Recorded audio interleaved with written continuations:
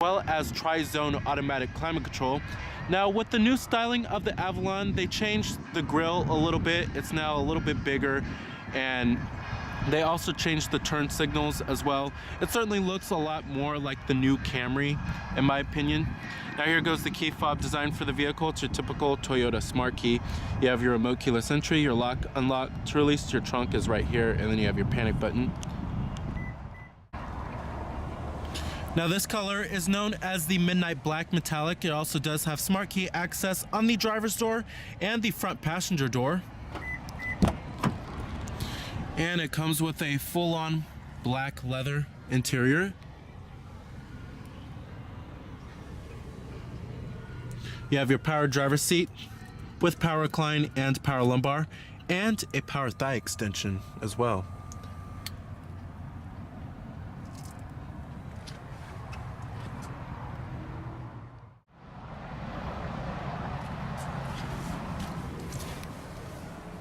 All right, now stepping on inside of the Avalon here. It's a very nice place to spend your time. Plenty of room for the front occupants. I have plenty of headroom and plenty of leg room. And this cabin just oozes quality with nice stitching everywhere on the dashboard. And everything where you touch is pretty much going to be soft touch materials. But it's a very stylish and elegant looking cabin. Pretty lavish too. Now you do have push button ignition. Just put your foot on the brake and hit the button to start.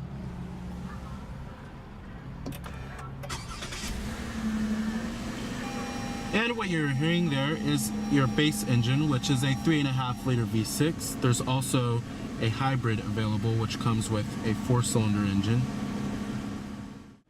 Full leather wrapped steering wheel.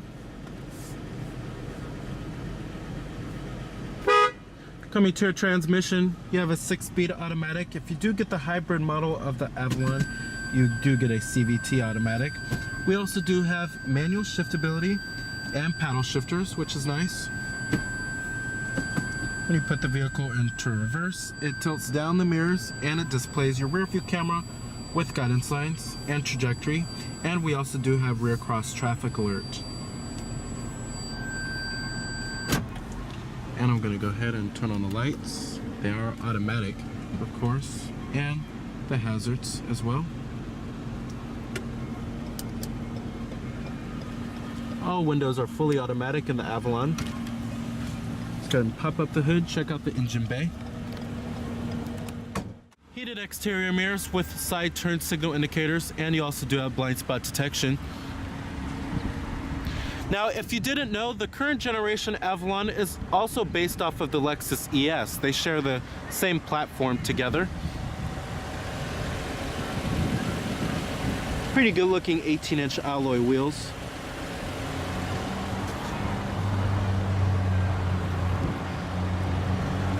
Coming up front, you have HID headlights with LED daytime running lights.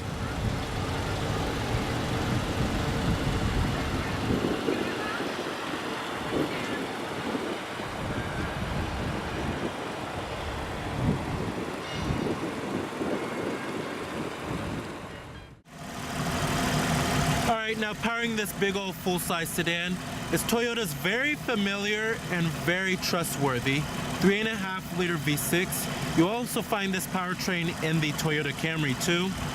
Now it produces 268 horsepower at 6,200 RPM and 248 pound-feet of torque at 4,700 RPM, with EPA estimates being an okay 21 in the city and 31 on the highway.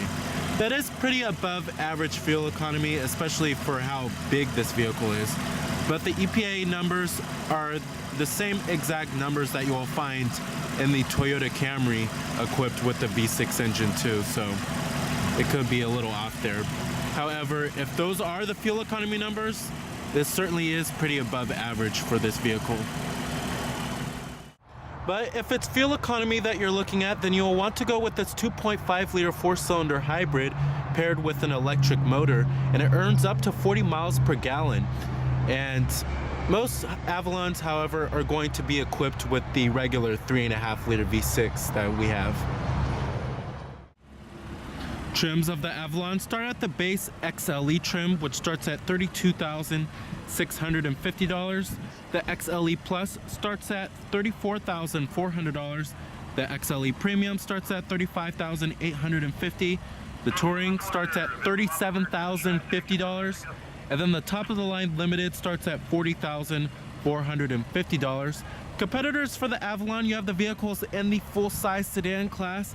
This includes the likes of the Chevrolet Impala, Dodge Charger, Ford Taurus, Chrysler 300, as well as the Nissan Maxima, Hyundai Azera, and the Kia Cadenza.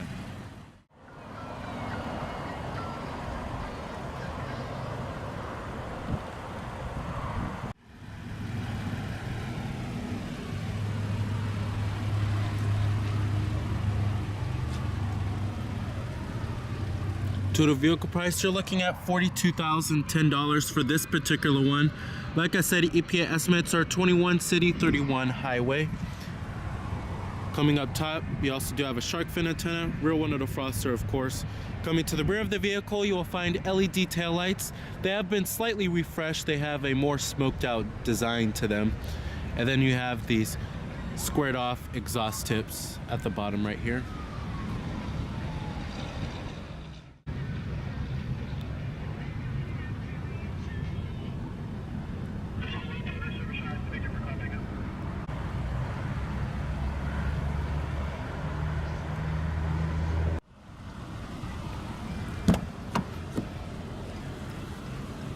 All of your basic powered features: power windows, power door locks, power mirrors, memory seat settings for 2 people, chrome interior door handles.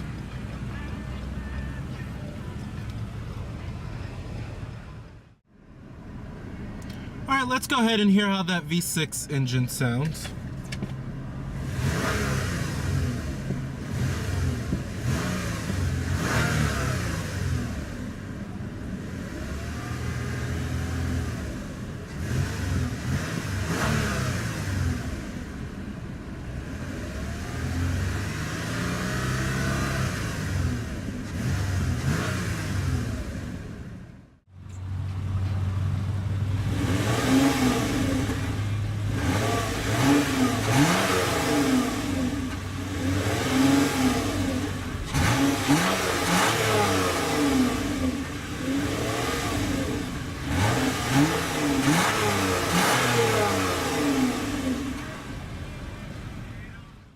Now, build quality and materials are quite impressive inside of the Avalon here, and certainly have a Lexus-like level of quality. Now, if you are looking at the Lexus ES, the Avalon certainly makes a great alternative to that vehicle, and you will find nice stitching everywhere inside of here. Soft touch materials on the mid door panel, upper door panel, armrest, dashboard, everywhere you pretty much touch is going to be soft to the touch. Build quality is excellent, no panel gaps inside of here, and the interior trim and pieces fit well together. Overall, this interior somewhat exceeds the Lexus ES in terms of its cabin ambiance. Now, coming to the steering wheel design, it's okay, but it's certainly not the best from the Toyota brand. It is a little plain Jane looking, especially for a $40,000 vehicle. I wish they would have put some kind of chrome trim right here, or some kind of wood accent right here, but it's just kind of plain looking in my opinion. Now, coming over here, we have your steering wheel mounted audio controls, and then you have your controls for the Toyota Entune system. Right over here you have your Bluetooth phone controls, as well as your voice recognition, and then this little display button controls your little information center, which I'll get to in just a minute. Right over here you have your lane departure alert system, and then you have your adaptive cruise control. You could set the distance if you would like, as you can see right here. Let's go ahead and test out the voice recognition. How may I help you? Change source. You have several music sources. Which source do you want to listen to? Number 1, AM. Number 2, FM. the audio source is set to FM. The voice recognition does pick up your voice quite well, I have to say.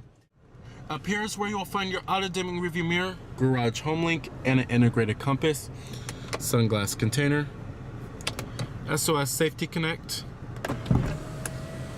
your sunroof with your sunroof controls. Then you also do have a sliding shade, of course. Map lights. And then the headliner is also nice and plush too, pretty high quality. Down here is where you will find your Qi wireless charging system.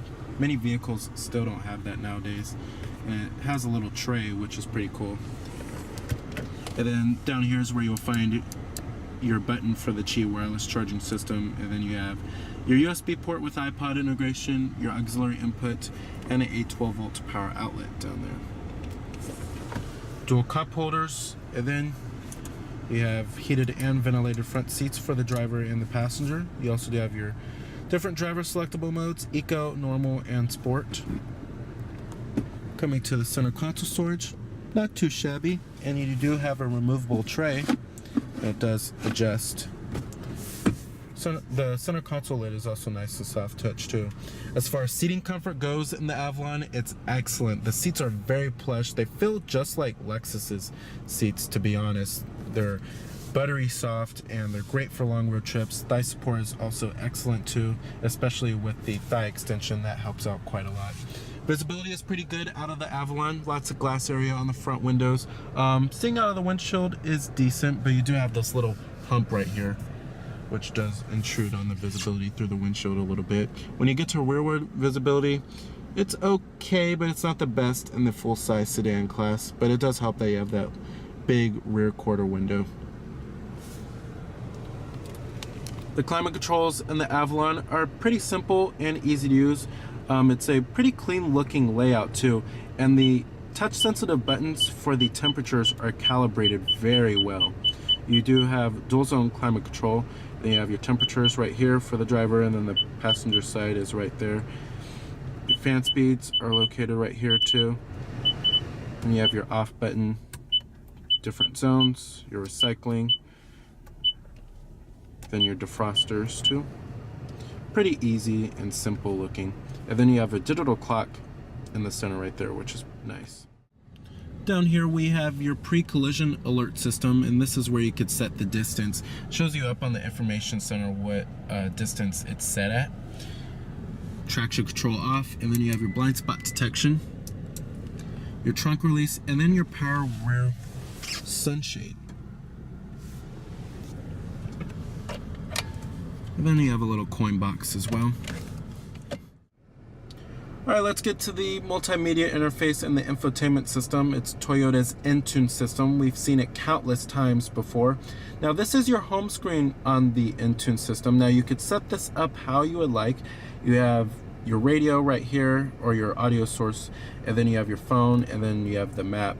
But however, you have to have a map card inserted, and you can configure the home screen how you would like, which is pretty cool. You don't have to have the map show up. You could just have the phone or the audio just show up on the home screen. Now let's get to the audio sources. Now your audio sources include nothing out of the ordinary, all the normal stuff here. We have AM, FM, XM satellite radio, your USB port with the iPod integration, Bluetooth streaming audio, and your auxiliary input. You can also reorder it how you would like. And then you also do have your CD player with your optical disc drive. HD radio is also on this bad boy too, and iTunes tagging as well. Coming to apps, you have your navigation. However, I can't show you that today because the map card is not inserted, but it's just like all of the other Toyotas and Lexuses that you will find. Nothing too out of the ordinary with the navigation system. Coming to the Eco, it shows you a little bar graph of how fuel efficient you're driving. And it shows you your average speed, your elapsed time, as well as your fuel range. You can clear it if you would like to. Coming back to apps, you have your setup. There's many different settings you could change from general, home screen, voice, display, navigation, audio, many different settings. Then you have your phone. You can hook up your Bluetooth phone, have all of your contacts stored on here, and then an integrated dial pad as well. And then you have your live traffic, but you have to have the map card. Then your weather shows you your current weather. You could change the city if you would like. Messages, but you have to have a phone paired. It's for your text messages. Then you have your maintenance. So pretty much everything is going to require the map card for the apps. But overall, love Toyota's engine system. It's one of the best in the business. The responsiveness is lightning quick and it's very intuitive to use. The gauges in the instrument cluster have a very traditional looking setup. On the left, we have your tachometer with your coolant temperature. On the right, you have your speedometer, and then you have your fuel gauge down there too. Now, coming in the center, this is for your vehicle information. It's a little LCD screen. It's controlled by this little display button right here. It's the only button that pretty much controls it. Now, it shows you your distance till empty or your fuel range, and then you have your digital speedometer, and then it shows you your trip odometer down below, and then it shows you what gear you're in as well. Over here you have your current fuel economy, and then your average fuel economy data. You can reset it, and then your time until rest, tire pressure monitoring system, and then it shows you if your lane departure alert is on or off. Then you have your adaptive cruise control. Then your eco drive level if you want that on or off. And then settings that you could change, but you have to hold the display button to select it. Overall, it's a pretty useful little LCD screen. It's not the most intuitive information center I've tested out, however. Now we do have an 11 speaker JBL audio sound system in this car, and it's one of the best sound systems I've ever heard in a Toyota. The sound system has great bass and the audio quality is very crisp and clear. I would certainly upgrade to the JBL audio sound system. Now, as far as the way the Avalon drives, now this is certainly not the sports car of the full-size sedan class. That title belongs to the Nissan Maxima. However, it certainly does offer much more driver engagement than it did in years past. It certainly does not feel like the Japanese Buick sedan. And you can feel for where this vehicle is trying to go. The steering isn't numb and it's not vague, and it certainly does not feel like a rolling couch. With that being said, the ride quality is still pretty good and should be pretty good for most consumers. However, for the traditional Avalon buyer, the ride quality may be too firm. However, I think the Avalon certainly has a pretty good balance between good ride comfort and pretty good handling too. All right, and I'm gonna go ahead and shut down the vehicle. Let's go ahead and check out the rest of the car. Build quality and materials do follow through in the rear of the Avalon. You still have nice stitching everywhere and soft touch panels too. Now, sitting back here in the Avalon, it's a very comfortable experience. The seats are very comfortable, still nice and plush, just like the front seats. And I would certainly take a long road trip on this vehicle, especially in the back of the Avalon here. The rear headrests are also adjustable, except for this one, the middle seat. Now, 3 adults should certainly feel very comfortable back here. There's plenty of space and room. And you also do have your rear center armrest with cup holders. And then you have a ski trunk pass-through right there. And then you have your dual map pockets, rear air vents, and then you have automatic climate control back here, which is nice. And then you have heated seats for the left side as well as the right side. And then down there is where you will find a 12-volt power outlet. Then you have your map lights, of course. All right. Now the Avalon does have a pretty large trunk, I have to say. However, if you do